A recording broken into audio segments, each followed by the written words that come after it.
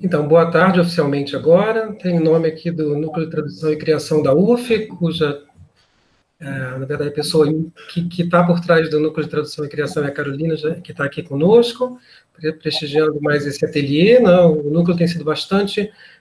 conseguimos aproveitar, na verdade, o que, né, como muita gente descobriu, na verdade, que a gente online, a gente consegue atingir até muito mais gente, né? Então, temos sido bastante aplicados e oferecido bastante ateliê. E hoje estamos aqui para falar um pouco de tradução com o colega Murilo Jardelino, que eu conheço pessoalmente, foi eu que propus, né, que perguntei a ele se ele gostaria de dividir um pouco com ele a prática tradutória dele. Murilo é formado em português e alemão pela USP, fez mestrado em linguística na UFPB, trabalhou alguns anos na UFPB, mas depois voltou para São Paulo para continuar também no ensino superior, mas principalmente na área de português e linguística. Mas ele nunca perdeu contato com a língua alemã e tem vários trabalhos, acho que vocês leram a biografia dele, ele vai poder também mencionar algumas coisas que ele fez, né, ao longo da apresentação. E nós estamos aqui para falar, então, de um trabalho que ele fez, ele tem muitos mais, mas um trabalho específico que ele escolheu para apresentar com a gente, dividir conosco, que é sobre um Franz, que não é o Kafka, né? E ele escolheu isso para poder chamar a atenção, mas acho que é uma boa ideia. Bom, agradeço a presença, Murilo, agradeço a presença de todo mundo, e agradeço já a Carolina de ter oferecido para a gente a oportunidade de apresentar, e passo a palavra a você, Murilo, sem mais delongas. Obrigado, Ebal, pela apresentação. Em primeiro lugar, eu gostaria de agradecer o convite feito pelo Núcleo de Tradução e Criação da Universidade Federal Fluminense, agradecer o convite da professora Carolina, o seu, e dizer que é com grande prazer que eu compartilho aqui com aqueles que estão nos assistindo essa experiência de tradução. Eu acompanhei os 2 últimos encontros e fiquei extremamente feliz por participar, não é, de um evento como esse, uma vez que tanto a Cláudia Cavalcante quanto o Laurence Flores são tradutores premiados e já reconhecidos, e eu espero estar à altura também da qualidade aqui do que o Núcleo de Tradução e Criação da Federal Fluminense oferece. Então, muito obrigado mais uma vez.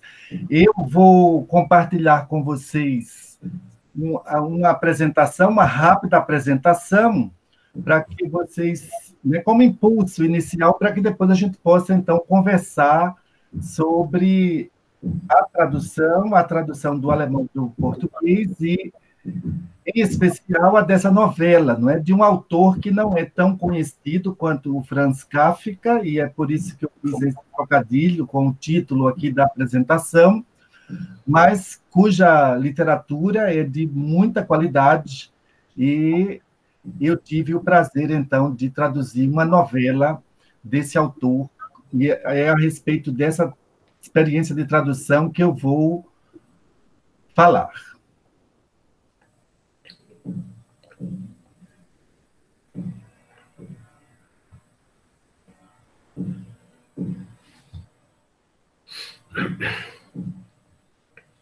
Vocês já conseguem ver a minha prancha? Sim, sim. Então, eu adorei o título aqui, Perdidos e Achados, também, vocês estão de parabéns, e também o fato de ser um ateliê, o que proporciona que a gente trabalhe com aspectos práticos, né, da tradução, com a apresentação de aspectos práticos da tradução, além de, claro, questões teóricas que envolvem aí esta prática.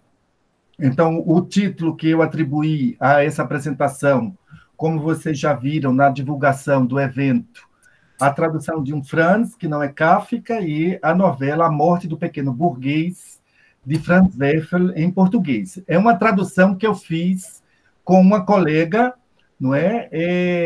A professora Clélia Barqueta, com quem eu trabalho já há alguns anos, e, entre outras questões que eu apresentarei aqui, está justamente a dessa prática de tradução cooperativa. Aqui à direita, vocês conseguem ler o resumo, que também está na página do Núcleo de Tradução e Criação, E aqui à esquerda, alguns tópicos, né, por meio dos quais eu organizei essa exposição oral. Então, eu vou começar falando um pouco sobre uma coleção, né, que se chama Tradução em Contexto, uma vez que essa tradução que eu fiz foi a partir de um convite para que ela fosse publicada por essa editora e nesse selo, Tradução em Contexto.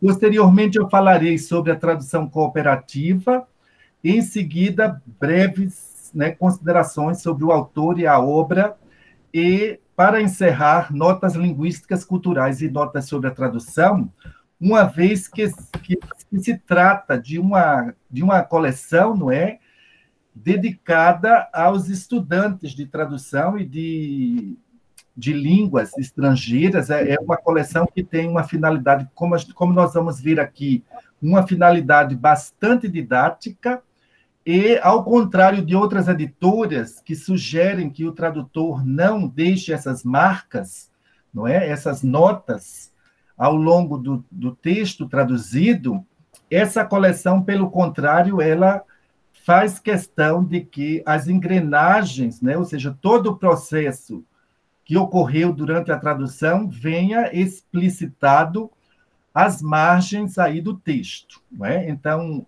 a editora pertence a duas colegas, Vera Lúcia Ramos e Thelma de Lourdes Ferreira, e elas, né, elas têm como objetivo, com esse selo, apresentar, né, obras literárias em uma língua estrangeira com suas respectivas traduções.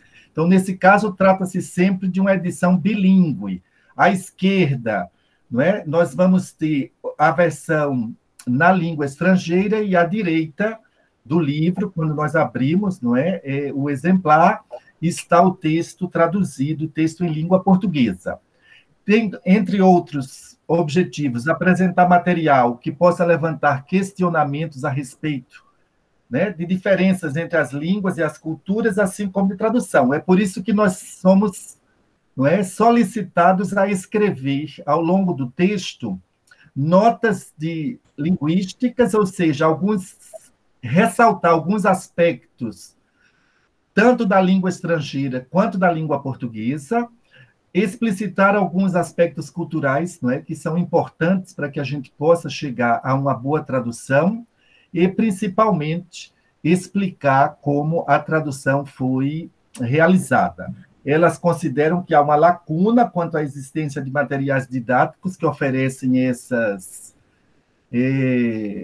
esse tipo de obra, não é? E tem como público-alvo estudantes dos cursos de tradução e dos cursos de letras de língua estrangeira. Aqui na capa, ou aqui nessa próxima prancha, vocês têm à esquerda uma das obras que já foram editadas.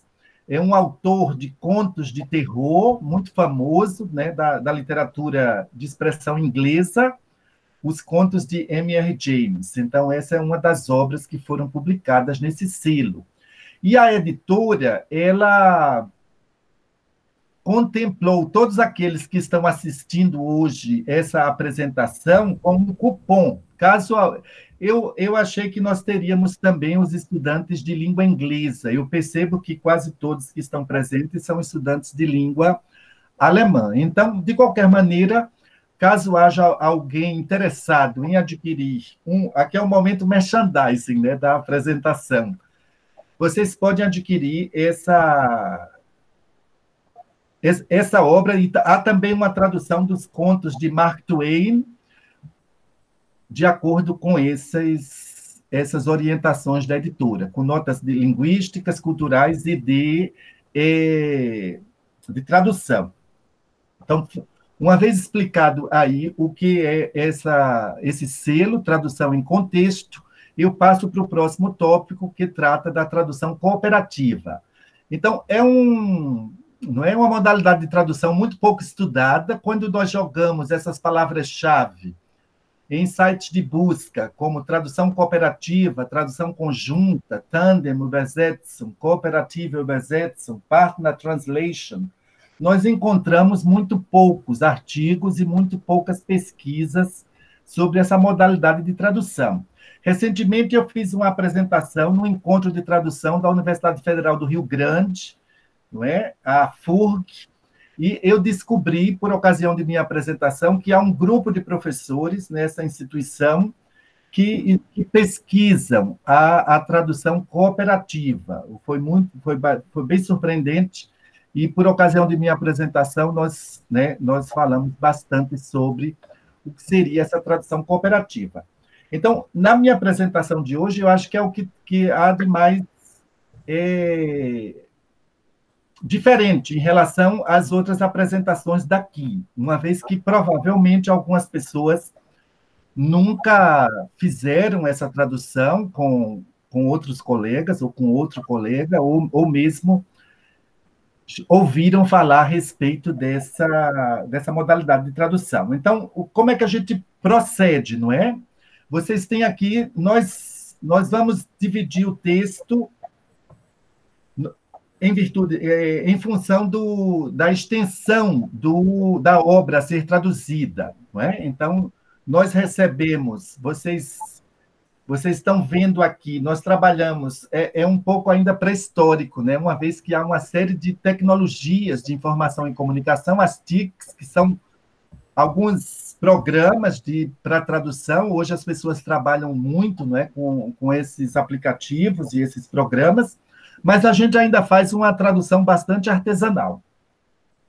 Então, vocês estão vendo aqui, é um arquivo em Word, à esquerda o texto está em língua alemã, e o tradutor, ele passa a fazer a sua tradução, não é? E essa tradução, que a gente chama de tradução bruta, ela aparece aqui à direita, e é o que a gente chama de primeira versão da tradução.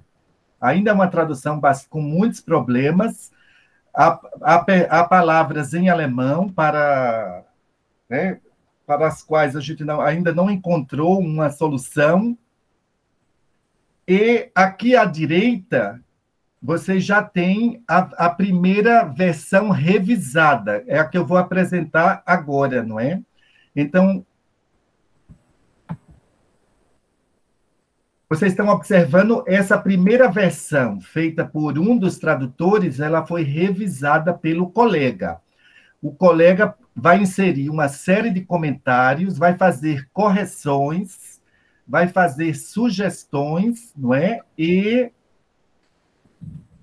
nós temos, no final, todo o processo documentado, porque todas essas marcas, elas permanecem aí às margens do texto, nesses diálogos que se estabelecem entre os tradutores, com comentários, sugestões, e, posteriormente, é possível acompanhar como se deu esse processo de tradução.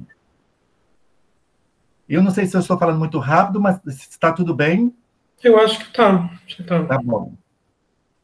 Então, aqui vocês têm um exemplo, não é, de como poderia ser esses comentários. Então, há desde correções, não é? Então, não sei se dá para vocês lerem aqui os comentários, mas no primeiro há uma solução: não precisam comer muito. A outra pessoa sugeriu, acho, sentem fome, melhor. E mais embaixo uma palavra, não é, que provocou aí uma reflexão, que é a palavra luda. Então, um dos tradutores comentou o seguinte: achei como puta, bitch, slut, putinha, essas coisas, ou pobre criatura. Não achei como preguiçosa ou burra. A right little devil. Acho que está mais para matreira, espertalhona, que é mais o caráter dela, sabida. Então, vem a sugestão clara, que é uma das personagens, né, da novela, criatura esperta, alimenta-se nas casas em que trabalha. Então, vocês têm aí, não é, só para exemplificar o diálogo que se estabelece. Eu gostaria de frisar, essa colega com quem eu realizei essa tradução, ela mora em Recife, eu moro em São Paulo, e nós estabelecemos, então, esse diálogo por meio dessa prática aqui de de tradução cooperativa. Aí, de novo, aqui, os comentários. Vocês lembram que a primeira versão é uma versão muito limpa, embora seja a versão ainda grosseira da tradução, né, a versão bruta, e a gente recebe, normalmente, um arquivo bastante sujo, com muitas sugestões, muitas correções e muito diálogo para que a gente possa, então, começar a pensar numa versão definitiva aí da tradução, a que será encaminhada à tradutora, essa que vocês encontram aqui à direita, não é? Eu quis mostrar esse slide, porque esse é o capítulo 1 da novela, e o título, veja, o título já provocou uma série de reflexão, não é? Uma série de reflexões, porque nós ficamos muito em dúvida como traduzir o título, e eu vou mostrar posteriormente todo o processo que a gente realizou para chegar ao resultado. Aqui já é a versão definitiva, a que foi encaminhada para a editora, uma vez que essa tradução vai ser publicada agora no início de 2021. Nós temos à esquerda o texto em alemão, à direita o texto em português. Vocês estão vendo aqui que o texto em português começa com: era um apartamento de sala, cozinha e um pequeno cômodo no quarto andar de um prédio na rua Josefstädter, bem próximo dos limites da cidade. O que é interessante é que, no início, a versão era: o apartamento tem sala, cozinha e um pequeno quarto no quarto andar de um prédio, não é? Bem próximo ao muro, à cerca. Quer dizer, vocês estão vendo a diferença dessa primeira versão, que a gente chama de tradução bruta, até a versão definitiva, não é? Então, a gente passa por um processo de polimento, de retradução, até chegar a uma versão que a gente considera publicável, né? Não é a melhor versão, mas uma versão que a gente considera publicável. Então, é assim que a gente procede, né, nessa nossa prática de tradução cooperativa. Além de trabalhar com a professora Clélia Barqueta, eu já trabalhei com outras pessoas também, da mesma maneira, e com cada colega com quem eu trabalho, surgem sempre novos tipos de comentários, novas dificuldade para construir um consenso sobre o que seria a melhor versão e assim por diante. Mas sobre isso a gente pode conversar depois. Então, rapidamente, as notas sobre o autor. Então, ele se chama Franz Werfel, ele nasceu em Praga, no século XIX, fim do século XIX, 1890, de uma família rica, não é? De uma família judaica rica. O pai era fabricante de luvas e ele frequentou boas escolas, não é? O ginásio alemão em Praga, e foi amigo, entre outros, do próprio Franz Kafka. Além de escritor, o pai queria que ele fosse comerciante e desse prosseguimento aos negócios da família, mas ele até tentou, não conseguiu. Ele virou editor, trabalhou numa editora em Leipzig. Ele publicou uma série de autores do movimento expressionista alemão. Posteriormente, ele vai morar em Viena e, com a perseguição dos nazistas aos judeus, ele emigra para os Estados Unidos. A sua obra é traduzida para o inglês. Uma de suas obras é adaptada para o cinema, e ele falece nos Estados Unidos aos 54 anos de idade. Aqui é o livro. Na verdade, em alemão, é uma coletânea, como vocês estão observando. O título da primeira novela, A Morte do Pequeno Burguês, é apenas uma das novelas, e outras narrativas, não é? Então, essa versão, nós temos 5 novelas nessa versão aqui, que eu encontrei em um sebo na cidade de São Bernardo do Campo. mas é uma versão que está disponível online em domínio público, não é? A história, né, o enredo dessa novela. Então, trata-se de uma história da família Fiala, não é? A família Fiala é constituída pelo senhor Fiala e a sua esposa e o filho. O filho tem um problema, não é uma deficiência, ele é epiléptico, e além deles mora com eles, porque a gente vai perceber ao longo da novela que é um período, não é, bastante complicado para logo o enredo ele se passa logo após o final da Primeira Guerra, não é? E há uma série de problemas sociais que são retratados aqui nessa obra. Então, Fiala é um funcionário que se aposentou cedo. A gente vai também descobrir ao longo da novela porque ele era funcionário, não é? Antes da Primeira Guerra, e ele resolve contratar um seguro de vida para assegurar sua família, não é? Caso ele morra. E ele está pensando principalmente nesse filho que não consegue emprego, não é? E ele está pensando principalmente nesse filho. Agora, ele só vai ter direito ao prêmio do seguro se ele morrer depois de completar 65 anos de vida, né? O que acontece, e aí vai ser o clímax da novela, é que ele adoece poucas semanas antes de completar 65 anos de idade. E ele é praticamente, então, desenganado. Os médicos dão poucas horas e poucos dias de vida a essa personagem, mas ela resiste, não é? E ela inclusive, se torna objeto de estudo para médicos e estudantes, porque ninguém consegue explicar como é que ele consegue sobreviver no estado em que se encontrava, não é? Então, esse é um breve enredo aí da obra que foi traduzida, e eu passo, então, já me encaminhando para o final de minha apresentação.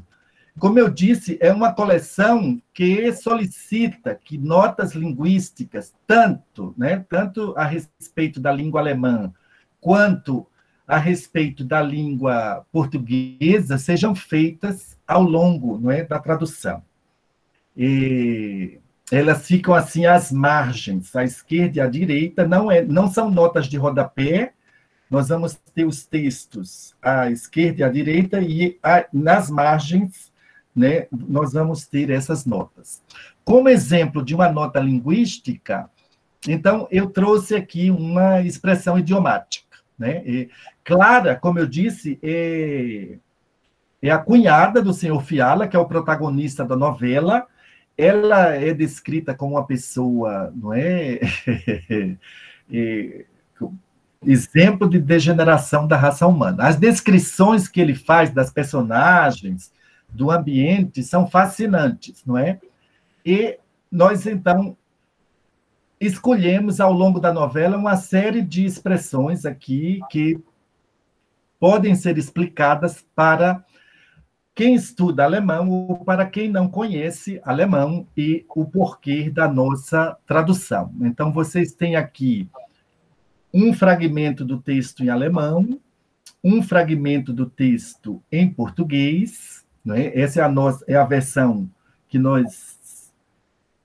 com a qual nós encerramos aí o nosso processo de tradução cooperativa, e essa nota que está aqui, não é, em negrito, é claro, ela não vem nessa forma, como eu disse, ela vem num caractere muito pequeno à direita, explicando aí essa expressão, não é, aus der Art schlagen, né, que significa desenvolver-se de uma maneira fora da expectativa. Então, claro que isso faz sentido no contexto da novela, e, não é, principalmente em se tratando da descrição dessa personagem, como eu já falei aqui anteriormente.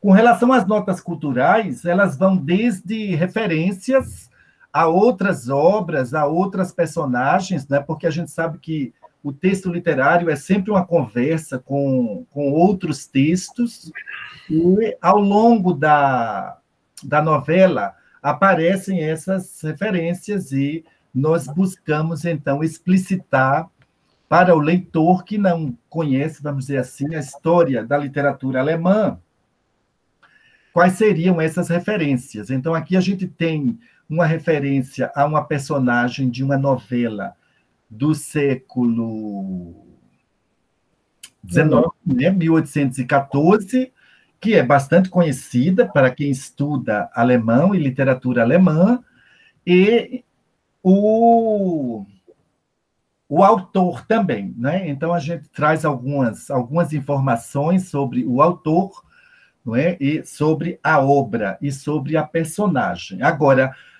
claro que a gente não entende cultura só por isso, e nós fazemos também esse tipo de comentário.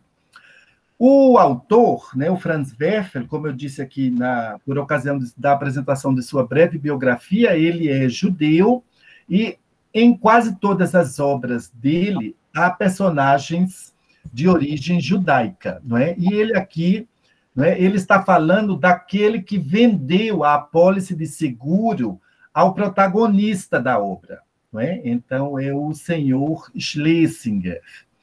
E, num determinado momento, ele diz: nós, judeus, fumamos demais, mas imediatamente corrige-se.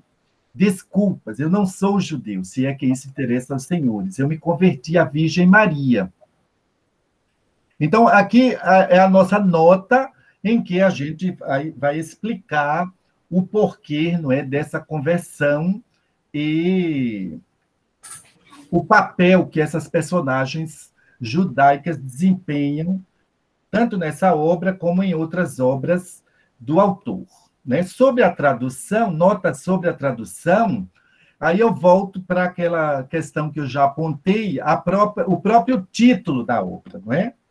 Então, quem conhece alemão aqui, eu acredito que todos que estão assistindo são interessados em literatura alemã, em língua alemã.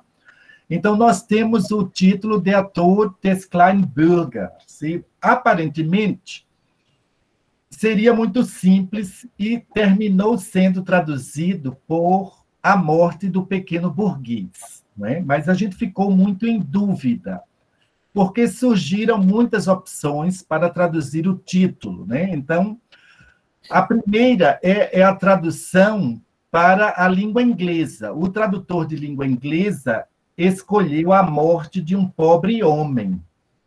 Nós também pensamos em A Morte de um Cidadão Comum, ou A Morte de um Cidadão Medíocre. E isso é uma nota que a gente faz já na primeira página da tradução, por ocasião da explicação sobre a tradução do título. Então, a gente deixa lá para o leitor. No 6º capítulo da novela, voltaremos a essa discussão. Antes de apresentar a discussão no capítulo 6, eu gostaria também de apresentar aqui para vocês, porque nós tivemos essa ideia. Nós escrevemos para várias pessoas que trabalham com alemão, vários colegas, professores de alemão. Nós escrevemos esse e-mail, né, cujo texto está aqui à direita, e nós fizemos uma solicitação. Não é? Nós gostaríamos que a pessoa... Nós contextualizamos, dissemos qual era o título da obra, que seria publicada pela editora Léxicos, na coleção Tradução em Contexto. Encaminhamos também informações sobre o enredo e sobre o protagonista da novela, e sugerimos, não é, esses 6 títulos, né? A Morte do Pequeno Burguês, A Morte de um Pobre Homem, A Morte de um Cidadão Comum, de Cidadão Mediano, de Cidadão Medíocre, e A Morte de um Cidadão de Bem, né? Então, por último, a gente solicita. Você teria outra opção? Pode justificar a sua escolha? E, para nossa surpresa, nós recebemos muitas respostas, né? Nós recebemos muitas respostas, entre outras, a de uma colega que sugere a primeira opção, a morte do pequeno burguês. E ela justifica da seguinte maneira: para mim, é a melhor, já que se trata de uma época de crise profunda, e talvez o autor quisesse mostrar, entre outras coisas, a decadência de uma certa camada, né? De uma certa classe social. Aí faz sentido? Acho que o Kleinburger pequeno burguês simbolizaria esta classe como um todo, não é? Essa foi uma das respostas que nós recebemos. Também recebemos uma outra que não tinha sido oferecida por nós, a morte do senhor Fiala. E a nossa colega justifica da seguinte maneira: penso que o nome e sobrenome é intrigante e pode suscitar curiosidades, mantendo um certo suspense sobre quem era o tal senhor, não é? Deixando ao leitor a tarefa de construir uma ideia sobre ele e sua vidinha em meio ao contexto da época. No total, nós recebemos 7 votos para o título A Morte do Pequeno Burguês, lembrando que a pessoa podia votar em mais de um título, né? Não foram tantas respostas, né? Foram respostas consideráveis, mas houve colegas que deram 2 votos, não é? Então, A Morte de um Pobre Homem não recebeu nenhum, que é o título da novela em inglês, The Death of a Poor Man. A Morte de um Cidadão Comum, um voto. A Morte de um Cidadão Mediano, um voto. A Morte de um Cidadão Medíocre, um voto. E, para nossa surpresa, A Morte de um Cidadão de Bem, não é? Talvez pelo contexto em que a gente se encontre, não sei, mas foi um título que recebeu 6 votos. Agora, no capítulo 6 da novela, há 2 médicos que estão discutindo, que estão conversando sobre a situação do protagonista e fazendo considerações sobre por que ele não morre, né? E aqui vocês estão vendo à direita uma série de notas que nós inserimos, e eu gostaria de ler rapidamente o trecho em que os médicos conversam. É só observar qualquer dia desses a morte de um proletário genuíno. É simplesmente sublime. Não tem medo, tampouco fazem exigências. É coisa decidida, resignados, satisfeitos, tranquilos. Todos os proletários morrem da mesma maneira. Apenas esses cidadãos respeitáveis, do bem, morrem de maneira diferente. Até os mais pobres desses cidadãos respeitáveis. Cada um deles tem seu próprio método de recusar-se a morrer. Isso porque todos temem perder outra coisa junto com sua vida. Uma conta bancária, uma caderneta de poupança encebada, um nome de prestígio, um velho sofá-cama.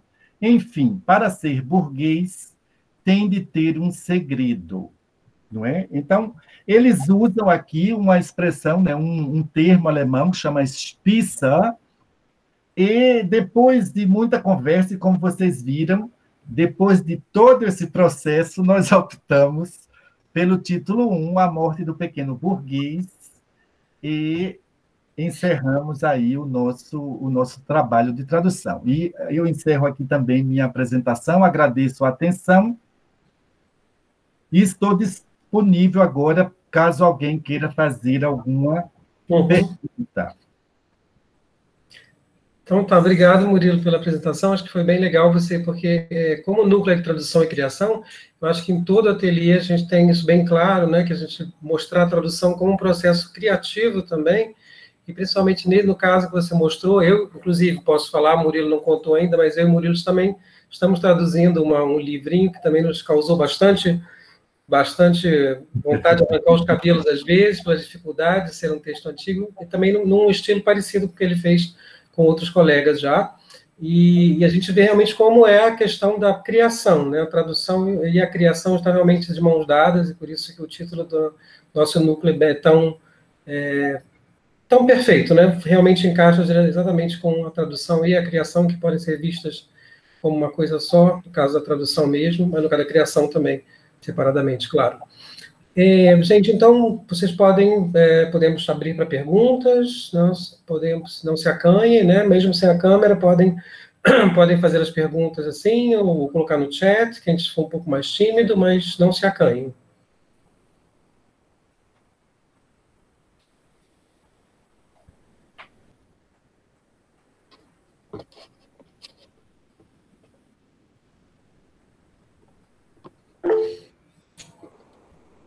Ah, tá. Paula está fazendo uma pergunta que você não quer mesmo dizer a pergunta, não, Paula? Quer que eu diga? Bom, a Paula colocou uma pergunta aqui. É que o meu microfone está com problema. Eu queria perguntar, o Murilo falou sobre as notas, né? E eu não conheço bem, nunca tinha visto esse tipo de notas nos trabalhos. E como eu estou estudando, fazendo a minha tese, eu estou estudando as notas, né? Eu não trabalho com alemão, mas trabalho com espanhol, e eu achei muito interessante esse teu esquema. Tu pode explicar um pouquinho melhor para nós? Claro, Paula. Obrigada. Você está estudando e você sabe que, normalmente, algumas editoras, elas não gostam de notas, não é? Então, normalmente, a gente recebe isso a partir de uma experiência que eu já tive. Então, algumas editoras, elas sugerem que a gente não faça nota, né? Que a gente encontre uma solução de maneira que não seja necessário explicar por que foi realizada aquela tradução, ou a tradução foi realizada daquela maneira e não de outra, e a gente sabe que muitas vezes é necessário uma nota.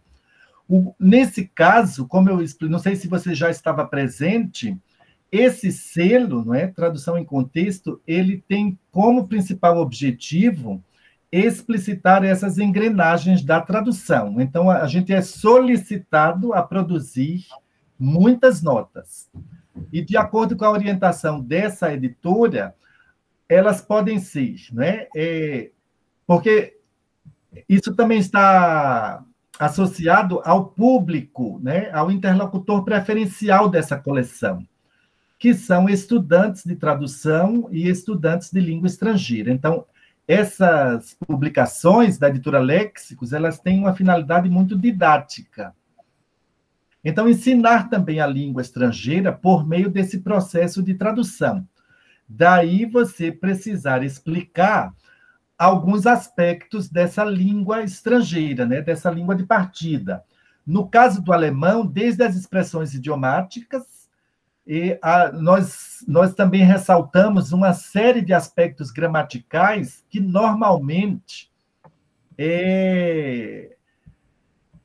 suscitam dificuldades em sua aprendizagem por um falante de língua portuguesa. Então, nós temos, desde tempos e modos verbais, nós temos uma categoria, né, chamada partículas modais, em que, para as quais nós não temos uma categoria semelhante aqui em português. É claro que isso não impede a tradução, mas você normalmente precisa traduzir essas partículas por meio de outras classes gramaticais aqui, ou por meio de uma adição, de uma expressão que você adiciona ao que foi dito, né? Então, as notas linguísticas de língua alemã enfatizaram principalmente, a partir da experiência que nós temos, principalmente a minha colega, com o ensino de alemão, aquilo que provavelmente pode ser utilizado pelos professores,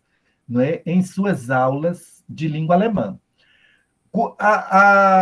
As notas linguísticas de língua portuguesa. Então, há também alguns aspectos de língua portuguesa que foram ressaltados, principalmente para esclarecer, vamos dizer assim, a não equivalência ou a equivalência entre as expressões em língua alemã e em língua portuguesa. Um exemplo é a morfologia, né? Então, a gente tem os aspectos morfológicos da língua alemã, eles se diferenciam bastante, né, dos aspectos, embora seja o mesmo nível de análise, a gente está falando de morfologia, de formação de palavras, né, de processos aí de constituição de sintagmas nominais, mas, assim, há muita diferença entre essa formação das palavras em alemão e a formação das palavras em português.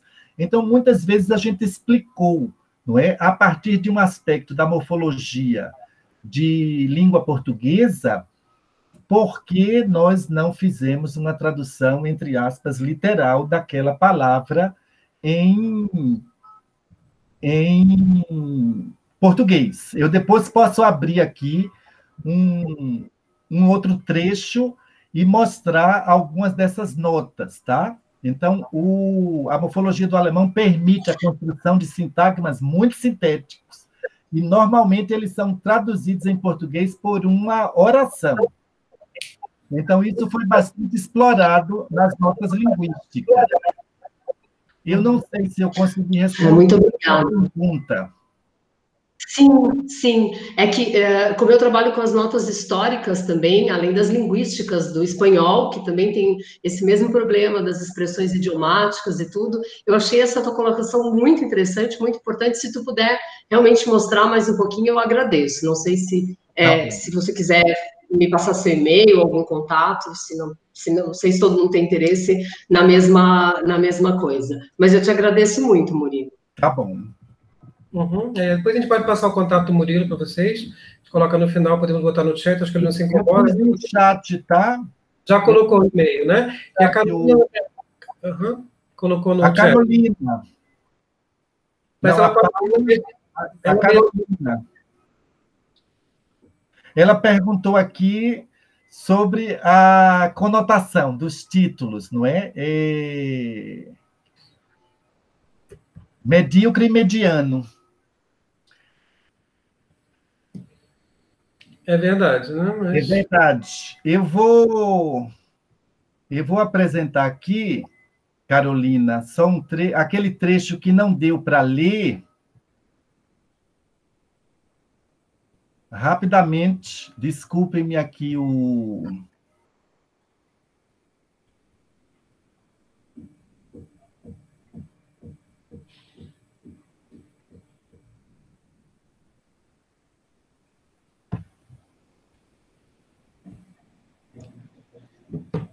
É que, Murilo, o que eu fiquei intrigada foi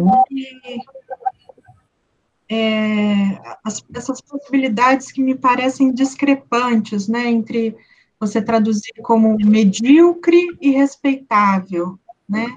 E aí, com base em que, a partir da narrativa, ou a partir da interpretação de vocês se decidiram que tinha que ser uma... Você consegue ler aqui o que eu estou projetando? Consigo. Então, essa foi uma conversa muito inicial, porque a primeira... Nós, além de falarmos alemão, e a gente fez a tradução, não é, do alemão para o português, mas existe também uma versão em inglês eletrônica disponível na internet. E tanto eu quanto a minha colega, a professora Clélia, nós falamos inglês. Então, a primeira dúvida nossa é por que o tradutor de inglês fez essa opção, não é? A morte de um pobre homem. Então, a gente começou a fazer algumas considerações. A gente já tinha lido a novela, mas é diferente quando você lê a novela para fruir aí o enredo, para conhecer, e depois quando você vai traduzir, não é? Então, a gente já tinha passado por aquele diálogo entre os médicos, mas a gente não tinha se concentrado no diálogo. Então, a gente começou a levantar essas hipóteses, né? Então, a gente falou dessa dificuldade já no título. E a minha colega disse, desde o início, estava pensando nas consequências de se colocar burguês, porque a gente achou o pequeno burguês muito marcado, não é? Muito associado a uma questão sociológica, e em virtude também do contexto que a gente está vivendo, se pequeno burguês em alemão corresponderia ao nosso pequeno burguês aqui no Brasil, pequeno burguês nessa época também, não é? Início do século XX. Então, a gente começou a fazer essas considerações, não é? E, de início, a gente considerou que pobre homem não seria a nossa solução. E veio, então, com a leitura, né, a personagem,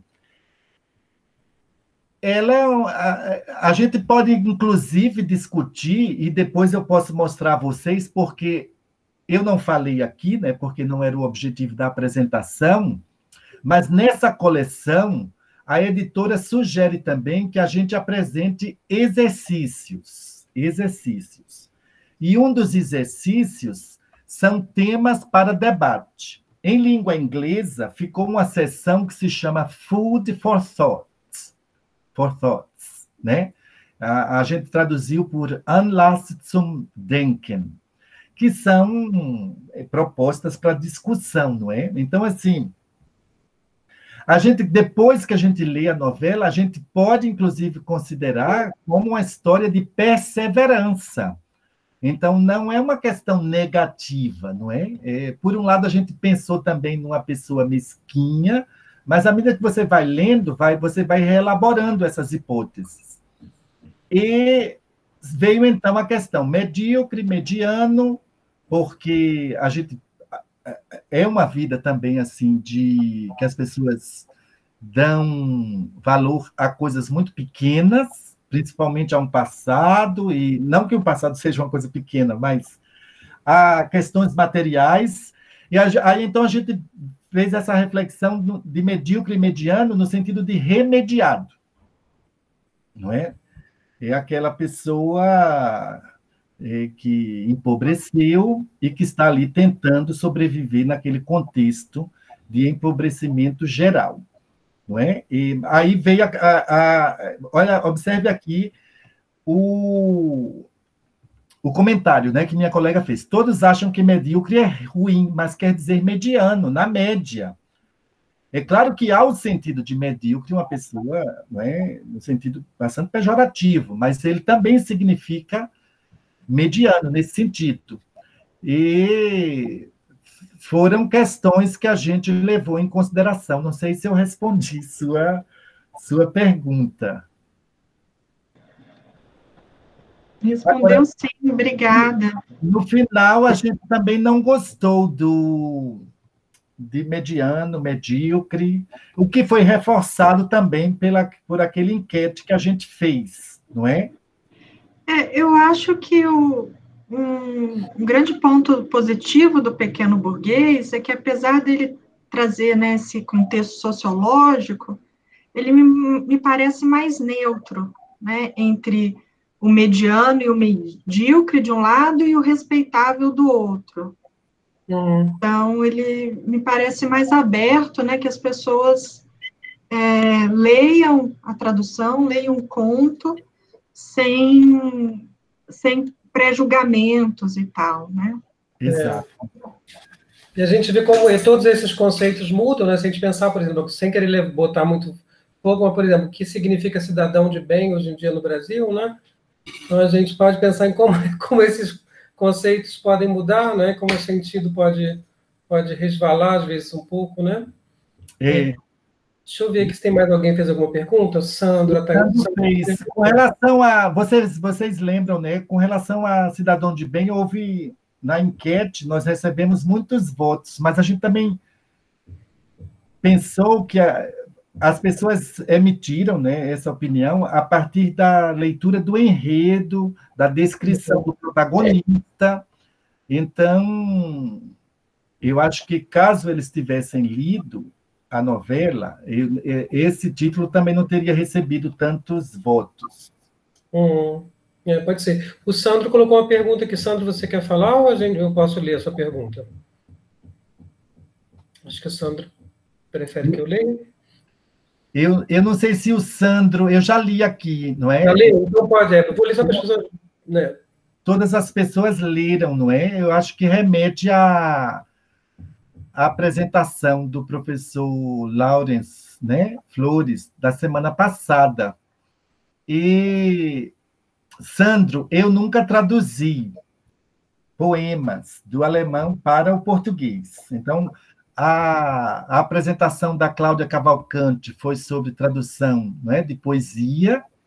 O professor Laurence Flores discutiu essa questão também sobre tradução de prosa e de poesia, inclusive em relação às traduções do Shakespeare aqui no Brasil, que algumas pessoas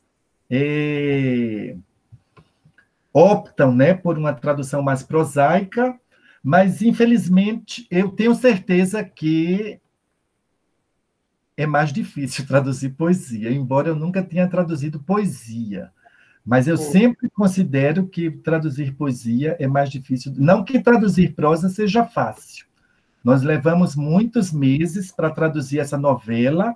É uma novela de 65 páginas, não é? E demandou muita reflexão, muita pesquisa. Não é simples. Agora, poesia tem há uma características, né, como de métrica, de rima, uma série de recursos expressivos de natureza sonora que precisam ser levados em consideração, né, no caso da tradução de poesia. Mas há grandes tradutores de poesia alemã. Talvez essas pessoas, numa próxima oportunidade, possam responder a sua pergunta. É interessante que eu participo de um projeto com a USP, a Universidade de Leipzig, na Alemanha, sobre o tema exatamente dicção, no sentido mais lato, no sentido de entonação, e nós alguns colegas trabalham exatamente com o som também, que você acabou de levantar com relação à poesia, mas também com relação à prosa, né? Então, alguns colegas estão trabalhando com relação a essa musicalidade, que às vezes a gente não percebe, que a leitura, né, de um romance, de um texto, a gente geralmente não atenta para a musicalidade, né? Mas tem uma colega, por exemplo, que trabalha agora sobre um autor alemão, Sebald, que você deve conhecer, Murilo, e ele é considerado que ele tem um som específico, né, que são de Sebald Sound, até usam um termo em inglês para dizer isso, e ela está trabalhando também sobre isso, como é que ela transporta a prosa dele, que teria um som específico, mas um ritmo específico para o português. Isso é bastante interessante, mas claro que isso é mais claro, né, a gente sempre pensa mais, e parece realmente ser mais o caso na poesia, com certeza. Eu queria só retomar um pouquinho o que a colega falou perguntou sobre as notas de tradução, porque realmente elas andaram sumidas, né? Eu não sei, você realmente vê muito pouco. Eu também leio algumas coisas em inglês, e às vezes, tradução do inglês, às vezes eu fico pensando, gente, eu precisava tanto de uma notinha aqui, talvez, mas é uma coisa que realmente sumiu. Acho que o mercado não gosta muito mesmo, né, das notas. Mas a proposta da editora é muito boa, mas realmente tem um público bem específico, né? Então, a gente, quando pega uma tradução feita por um colega, né, a gente tem que ler aquilo e entender. A gente sabe que, na verdade, a recepção que a gente tem de qualquer texto, seja ele na língua materna, seja na língua estrangeira, vai ser a percepção com aquilo que eu consigo aprender do texto, né? Tudo que eu tenho. Agora, se me dão mais informações, isso acontece muito comigo quando eu leio texto em língua portuguesa de outros países, né? Quando eu leio textos, por exemplo, de Portugal ou da África, né, que eu gosto muito de Mia Couto, de alguns outros autores africanos, muita informação ali provavelmente eu perco, né, porque não, mesmo usando minha língua materna, eu geralmente não consigo acessar tudo, né? Exato. Eu acho que sim. Né? Eu tenho observado, eu traduzi o Stefan Zweig, não é? É uma novela só, chama Segredos Ardentes. E eu também tive acesso à tradução para o inglês. E os tradutores de língua inglesa, eles têm uma liberdade, não sei se eu posso generalizar, mas uma liberdade muito grande em relação, não é, ao texto alemão. Só para vocês terem uma ideia, eu consultei a editora, foi a Josá, e se eu poderia também alterar a paragrafação do texto. E a editora disse não, o texto em português ele vai aparecer com a mesma paragrafação do texto em alemão. E a tradução para o inglês, eles recortaram o texto todo, porque havia parágrafos de mais de 2 páginas. E esses parágrafos muito extensos, o tradutor de língua inglesa, ele chegou a recortar em 7 parágrafos. 7, 8 parágrafos. Porque aí eu acho que tem a ver também com essa questão do contexto da recepção. Quem é esse leitor, não é? Mesmo sendo um leitor de texto literário, não é? Um parágrafo de 2 páginas é muito cansativo, não é? Então, assim, eu percebi essa liberdade, não é? Tanto nessa obra agora, A Morte do Pequeno Burguês, quanto na tradução da novela Segredos Ardentes, do Zweig. Uhum. Eu não sei, provavelmente deve haver pesquisas, não é, sobre esses estilos de tradução de uma língua para outra. A gente acaba realmente, por exemplo, no projeto que eu tenho lá com a colega Magali da UERJ, de traduções dos textos do Grimm, não dos contos de fada, a gente até teve um ateliê sobre isso aqui, né, Carolina? Não era na época digital, mas nós comparamos, também sempre olhávamos, primeiro traduzimos do alemão diretamente, mas depois olhávamos para ver o que os colegas em francês, alemão, espanhol tinham traduzido, e a gente realmente percebia que o pessoal de inglês, também não posso generalizar, que eu realmente não sou tradutor de inglês, mas eu percebi que a tradução do inglês era sempre mais solta, eu achava, assim, até muitas vezes muito mais fácil de ler, né? Isso é uma questão também que às vezes se coloca quando você pensa na questão de venda, né? Mas, por exemplo, não sei se é o caso aí, Murilo, do que você disse, mas, por exemplo, no caso dos textos que eu traduzi, a tradução do inglês foi relativamente tardia, né? Então, as traduções para o alemão, do francês, do alemão para o francês foram no século XIX mesmo, logo assim que a obra do Grimm saiu. E do inglês foi só no final do século passado, no século XX. Então, há uma distância também, sempre essa decisão de como é que você traduz, né? Traduz trazendo mais para cá, ou deixa a tradução mais perto do contexto original, é sempre uma decisão, não que às vezes não é só do tradutor, e sim também, como você falou, de normas editoriais, né, que tem a ver com venda mesmo, e vendo como é que você vai fazer o marketing mesmo daquele livro, como é que você vai vendê-lo, né? Não sei. Carolina, talvez você possa dizer alguma coisa sobre isso também, não sei, que você é do inglês, não falou por causa disso, porque primeiro que você também tem uma sua experiência grande, também é do inglês, porque eu realmente sou só leitor do inglês só. A tradição, né, nas traduções para a língua inglesa é de serem mais domesticadoras, né, de traduzir mais adaptando, de alguma maneira, para facilitar a leitura, facilitar a aproximação com o leitor da cultura de chegada, né? E isso é a lei geral, mas é claro que há exceções e há projetos de traduções diversos, né, a esse.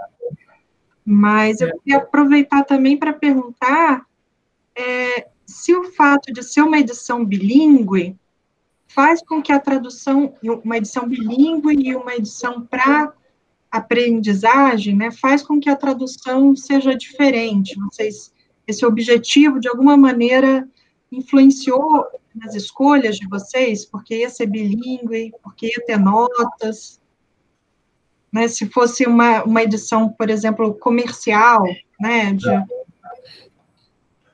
Excelente pergunta, não é? Essa foi uma questão que a gente, durante o processo de tradução, a gente se fez, não é? E a gente percebeu, porque já é minha terceira tradução cooperativa que eu faço com essa minha parceira, com a professora Clélia Barqueta. Mas foi a primeira tradução literária que eu fiz com ela. Então, nós fizemos a tradução de um livro acadêmico, que é um livro, inclusive, sobre teoria da tradução. Então, a gente traduziu Pensar entre Línguas, a teoria da tradução do Wilhelm Flusser, que é um livro de quase 300 páginas, com muitas notas, mas aí sem essa característica, né, desse selo. Posteriormente, essa também foi uma experiência muito enriquecedora, a respeito de que já falei em outras ocasiões. Nós fomos solicitados a traduzir um tratado teológico. Então, um teólogo alemão que foi assassinado pelos nazistas em 1945, porque ele organizou uma igreja da resistência contra o nazismo, e ele deixou uma obra que foi compilada e foi traduzida em 1980 pelos luteranos da Unicinos. Só que os os tradutores, não é, da Unicinos, eles mantiveram o registro teológico, filosófico, acadêmico. É um texto muito difícil, inclusive para ler em português. E a editora Mundo Cristão entrou em contato para que a gente fizesse uma tradução para um público leigo, eu diria semiletrado, porque eles pediram a tradução para a linguagem mais coloquial possível, não é? Então, assim, foi muito difícil, porque a gente fazia a tradução, encaminhava para o editor, e ele dizia, ainda está muito difícil, não é? E era, sabe, chegar ao registro que eles queriam deu um trabalho muito grande. Quando a gente conseguiu chegar a um consenso, a gente até pensou em desistir, porque a gente pensou sugerir a editora fazer um audiolivro, porque a gente não tinha mais como simplificar tanto, não é? Então, essa também foi uma outra experiência muito positiva, ou seja, que nos proporcionou muito debate, muitos comentários, muita conversa e assim por diante. Nesse caso, Carolina, a gente decidiu que não. Inclusive, foi uma decisão um pouco equivocada, porque se a gente tivesse feito as notas ao longo do processo de tradução, a gente não teria tido tanto trabalho. Mas a gente se preocupou muito em fazer a tradução, como se ela fosse publicada, independentemente de ser uma edição bilíngue. A gente não pensou nessa especificidade da tradução bilíngue, e é claro que muitos dos comentários, como eu mostrei alguns aqui, né, rapidamente, muitos desses comentários e muitos desses nós que a gente teve de solucionar por meio de muitas reflexões, é claro que isso se tornou nota de tradução, linguística, mas nem nesse momento a gente já pensou em redigir, ou seja, fazer uma redação definitiva desses comentários já como nota. As notas a gente só foi acrescentar, a Paula ainda está aqui presente, ela que trabalha com notas, a gente só foi acrescentar depois de a tradução estar concluída. E o que é engraçado, isso eu falei no evento sobre tradução lá da Universidade Federal do Rio Grande, é que a gente nunca está satisfeito, né? Quer dizer, quando a gente não pode inserir as notas, a gente reclama. E, nesse caso, a gente tinha de inserir as notas e chegou um momento que a gente não sabia mais o que inserir. Eu inclusive, tenho um colega, ele é amigo do Ebal também, o Tito Lívio, ele trabalha na Federal do Ceará. Paula, ele me encaminhou 2 artigos que ele escreveu sobre notas de tradução. Eu depois posso encaminhar para você também as referências dos artigos do professor Tito Lívio. E foi lendo também um pouco sobre notas que a gente foi elaborando. Agora, sempre pensando, né? Eu acho que quem é o nosso interlocutor? A gente também sempre teve em mente esse estudante de tradução. Eu dei aula num bacharelado em tradução durante alguns anos, e quem são esses alunos que aprendem alemão, o que é que eles precisam, não é? O que eles podem aprender com essas notas, com esse texto específico, mas eu não saberia dizer se nós fizemos uma tradução diferente, né? Foi um processo muito semelhante ao dos outros.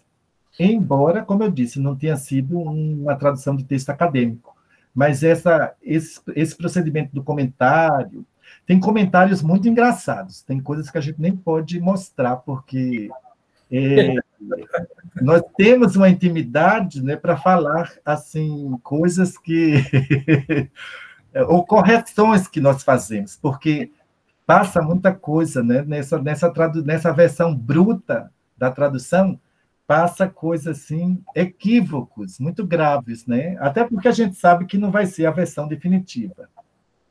Mas eu responderia que não, nós não pensamos num texto diferente daquele que seria publicado sem as notas e sem a versão bilíngue. O objetivo foi sempre encontrar uma versão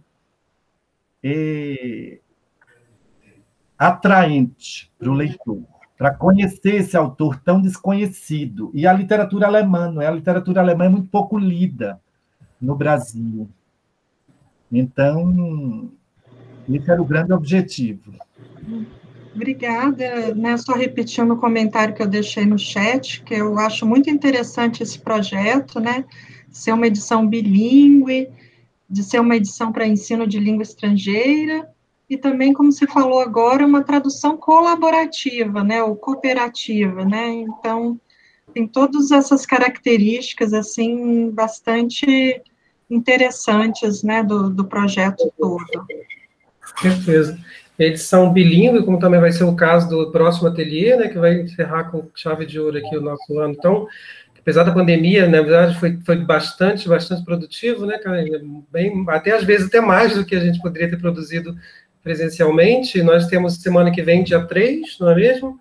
O nosso último ateliê, que vai ser, inclusive, sobre uma obra que está saindo do forno agora também, do nosso colega Adalberto Müller, sobre a poesia completa de Emily Dickinson. Estou até com a capa aqui do livro, que eu vou tentar mostrar para vocês, e vai ser o convite já, porque a gente daqui a pouco talvez... Temos tempo para perguntas ainda, mas caso não tenhamos mais perguntas, a gente já pode encerrar daqui a pouco. Vocês têm o contato do Murilo, caso queiram, né, entrar em contato com ele, para falar. Vou só mostrar para vocês a capa do livro, né, que vai ser o tema, na verdade, da semana que vem, do nosso colega Adalberto Müller, com a tradução da poesia completa de Emily Dickinson. Dá para vocês verem?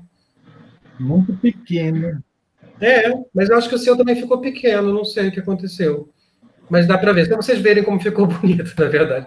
Vou tentar aumentar aqui um pouco, para vocês verem, talvez. Vocês não conseguiam ler o que eu projetei? Com uma certa dificuldade, eu não sei o que aconteceu, ficou metade da tela só. Geralmente, para mim, tem uma metade da tela só. Para você estava inteira, né? Mas é isso aqui, acho que agora vocês conseguem ver, né? Conseguimos, porque vocês estão numa fila como se fosse um fotograma, sabe? Uhum. Vocês não estão aqui é a forma como está formatado aqui porque a gente, quando apresenta no Meet, a gente não vê nada, a gente só vê o PowerPoint. Aqui para a gente aparece a metade da tela, né? Dá para ler, mas não dá para ler, às vezes, quando é muito pequenininho, né? Mariana Letícia conseguiu ler bem daqui, acho que de modo geral sim, né? Alan Cardoso também consegui ler, e talvez o problema tenha sido só meu. Mas é porque, para mim, ficou um pouco pequeno, mas eu conheço já os slides, não tem problema, né? Tá. Gente, se ninguém mais tem perguntas, a gente então vai agradecer ao Murilo, agradecer a Carolina, a presença de vocês todos. Não se esqueçam de assinar a lista de presença, né? E se tiverem tempo, semana que vem temos então essa apresentação que vai, como todas as outras que tivemos até agora, vai ser coroada de êxito, e vamos terminar esse ano também bastante, como já disse, bastante profícuo, apesar da pandemia, né? Trabalha-se muito, né? Para quem já foi colocado aqui, a Carolina já colocou aqui o Alan, alguém colocou aqui os links para os certificados, né? E fiquem à vontade para escrever para a gente, se alguém se interessar por literatura alemã, tanto ao Murilo quanto a mim. No ano que vem a gente vai estar aqui de volta, porque a gente vai lançar um livro também, né, Murilo? Vamos. Também apanhamos bastante, né, Murilo? Apanhamos bastante, mas também que vai ter notas, a gente também está, porque a gente acha importante no caso do livro, já temos uma editora, então tudo perfeito, né? Bom, então, queria agradecer a todos. Carolina, se você quer fechar, porque, afinal de contas, né, você é a responsável por aqui, pelo esse trabalho todo, esse trabalhão que a gente tem, você tem no NTC, né? Gostaria só de agradecer também ao Murilo, foi muito legal a proposta desse ateliê, e agradecer aos que vieram, né, e convidar, como você já convidou, para a semana que vem, né, quinta-feira, dia 3, às 3 horas. Exatamente. Então, tá. Então, agradecemos a todos. Um bom dia. Eu acho que está sol lá fora, pelo menos quando eu saí de manhã estava sol. Aproveitem o sol. Esse ano, além de pandemia, aqui, pelo menos aqui no Rio, só tempo ruim o tempo todo. Esperemos que o ano que vem esteja melhor, né? Então, olha, obrigado pelo convite. Eu espero que, mesmo quando a pandemia acabar, que vocês mantenham o ateliê à distância, para que nós possamos participar. Exatamente, já está anotado, né, Carolina? É uma ótima ideia. É verdade. Gente, obrigado, então, e agradecemos a todos a participação, e então até a semana que vem, se vocês quiserem e puderem, tá bom?